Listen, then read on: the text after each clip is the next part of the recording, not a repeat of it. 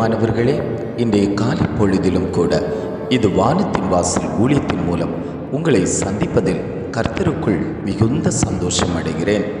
அநேகருடைய குடும்பங்களுக்கு விரோதமாய் சத்ருவானவன் எழும்பி வந்து நிற்கிறான்.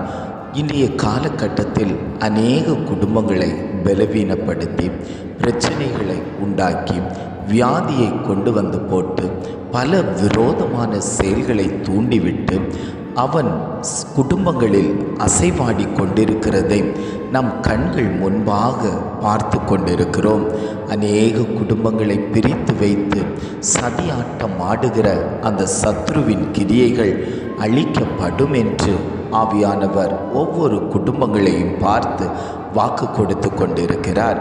இன்றைய காலை பொழுதிலும் கூட ஆண்டவர் நமக்கு தரக்கூடிய நல்ல வார்த்தை என்னவென்றால், உபாகமம் 28ஆம் அதிகாரம் 7ஆம் வசனம் இவ்வாறாக சொல்லுகிறது: உனக்கு விரோதமாய் எழும்பும் உன் சத்துருக்களை கர்த்தர் உனக்கு முன்பாக முறியடிக்கும்படி ஒப்புக்கொடுப்பார். வசனம் இவ்வாறாக சொல்லுகிறது: உனக்கு விரோதமாய் எழும்பும் உன் சத்துருக்களை கர்த்தர் உனக்கு முன்பாக முறிய அடிக்கப்படும்படி ஒப்புக்கொடுப்பார்.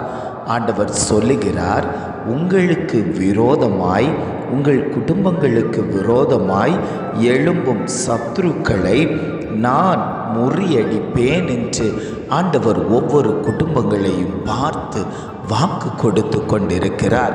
அவர் வாக்கு மாறாத தேவன்.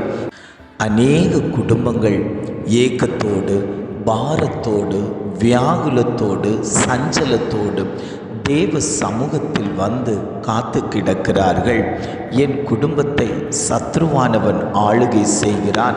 நான் என்ன காரியம் செய்தாலும் அதில் ஒரு தோற்று போன நிலைமை காணப்பட்டு கொண்டிருக்கிறது. சத்ருவின் கிரியை, ஆதிக்கம் என் குடும்பத்தில் அதிகமாய் காணப்பட்டு கொண்டிருக்கிறது. நான் வேதம் வாசிக்கிறேன், ஜெபிக்கிறேன், அதிகமாய் பிரயாசப்படுகிறேன்.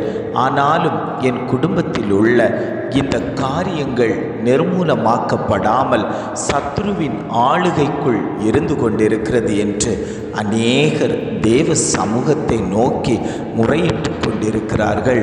ஆண்டவர் சொல்லுகிறார், உனக்கு விரோதமாய் உருவாக்கப்படுகிற எந்த ஆயுதமும் வாய்க்காதே போகும். உனக்கு விரோதமாய் எழும்பக்கூடிய சத்ருக்களை நான் முறியடிப்பேன். அது எப்பேற்பட்ட சத்ருவாகவும் இருக்கலாம், எந்த வகையான சத்ருவாகவும் இருக்கலாம்.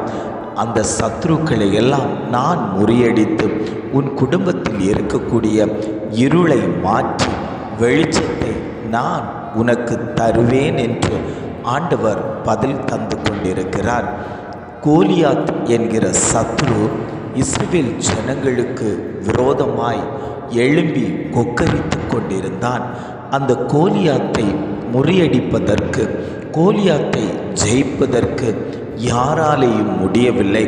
ஆனால் அபிஷேகப்பட்ட தேவ பிள்ளையாகிய தாவீது அந்த இடத்திலே வந்து நின்று அந்த சத்ருவை முறியடித்தது போல, அந்த கோலியாத்தை முறியடித்தது போல உங்கள் குடும்பத்துக்கு விரோதமாய் எழும்பி கொந்தளித்து நிற்கக்கூடிய பொல்லாத கிரியைகளை ஆண்டவர் சொல்லுகிறார். நான் அவைகளை முறியடித்து உங்களை ஜெயம் கொள்ள விடாதபடிக்கு தடை பண்ணி வைத்திருக்கக்கூடிய அந்தகார சக்திகளை அழித்து உங்களை நான் ஜெயம் படுத்தி மேன்மைப்படுத்துவேன் என்று ஆண்டவர் வாக்கு கொடுத்து கொண்டிருக்கிறார். எத்தனை பேர், ஆண்டவரே, என் குடும்பத்தில் அநேக சத்ருக்கள் இருக்கிறார்கள், என் குடும்பத்தாரே, என் வீட்டாரே, என் பிள்ளைகளே எனக்கு சத்ருவாய் எழும்பி நிற்கிறார்கள். எனக்கு விரோதமாய் எழும்புகிற அந்த சத்ருக்களை எல்லாம் முறியடிக்கும்படி என்னால் முடியாத ஆண்டவரே, என் பலத்தால் முடியாத ஆண்டவரே, என் பராக்கிரமத்தால் முடியலை ஆண்டவரே.